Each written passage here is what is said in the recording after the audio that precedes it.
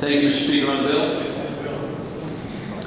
I want to start out by thanking my colleagues on the Republican side of the aisle for their contributions this afternoon. They were all wonderful and poignant. I want to thank my colleagues on the Democratic side of the aisle for engaging in the debate, more debate than we had with the tax increases that we just had on the floor. I guess they say victory has 1,000 fathers and defeat is an orphan. The opportunity to spend $30 billion of other people's money gets a lot of mothers and fathers. Tax increases, however, I guess, are still orphans. Let me sum up what I think I understand the budget to be, Mr. Speaker, if I get this straight. We got $2.5 billion in free money from Washington. We found $600 million in the seat cushions of the State House offices here on a tax amnesty program. We browbeat the public employee unions for $300 million in savings in this fiscal year, which we'll have to pay back in spades in future fiscal years.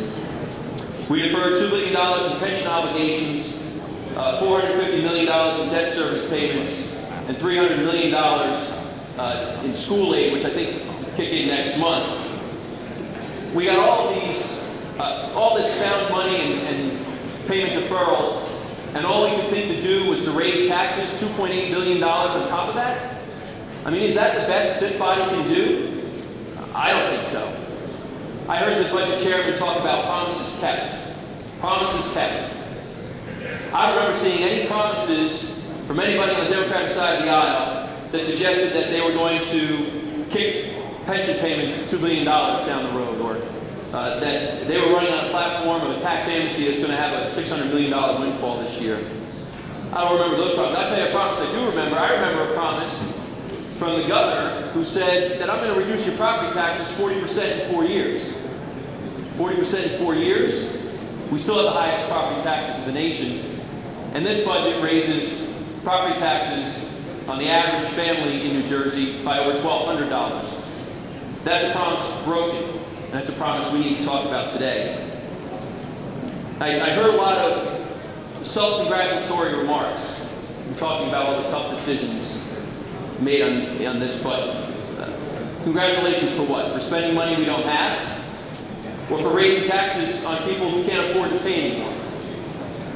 The worst thing about this budget, I think, is all the talk and all the congratulations I heard about keeping so many hundreds of thousands of New Jerseyans on public assistance, as if putting hundreds of thousands of people on Medicaid is something we should brag about. Can you see that on our license plate next time? New Jersey, hundreds of thousands of people on Medicaid. Bragging about that kind of public assistance and the amount of money we can take from some and give to others highlights the fundamental differences between the Democrats and Republicans in this state. And it goes to the heart of the debate that we often have on this floor, and that is what it means to be compassionate public official. I know that there are many people in this chamber, most of them that reside on that side of the aisle, who believe that compassion begins and ends with 121 politicians who work under the Golden Dome here in Trenton. Well, that's just not the case. I know that you think that spending more money and taxing more makes for a better New Jersey. Well, I happen to be aligned and teamed with people who think just the opposite. We have a better vision for this state. A vision that addresses spending cuts and tax cuts. A better plan on health care and on education and on public procurement and on every item we can go down. Our party puts forward positive proposals and is ready to take on the tough challenges.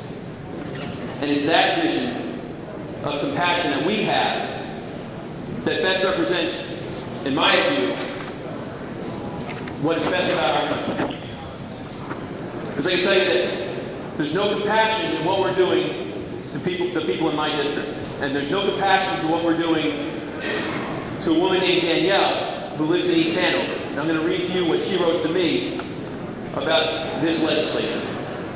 Danielle writes, I'm writing you for help on behalf of all the small business owners in New Jersey. I have owned a small non-medical home care company in East Hanover for the past 8 years. It has become very difficult to continue offering services to the elderly and disabled of our community at the affordable cost in which I have offered thus far due to the ongoing tax and regulations strangling the New Jersey small business owners. I'm hoping you all can assist me in holding off this proposed unemployment insurance tax hike on employers. I can barely keep afloat now with the new Family Leave Act, and this tax hike would cripple myself and others like me. It's not the time to defer the deficit problems caused from borrowing against the unemployment fund to employers who would contribute to keeping people employed and the economy stimulated. We are assisting the wrong people. Please consider assisting me in this proposal and advise me as to the next step I can take before it's too late for small businesses in New Jersey.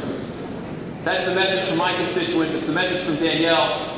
On behalf of Danielle and all of my constituents, I'm voting no on this budget. Thank you, Mr. Speaker.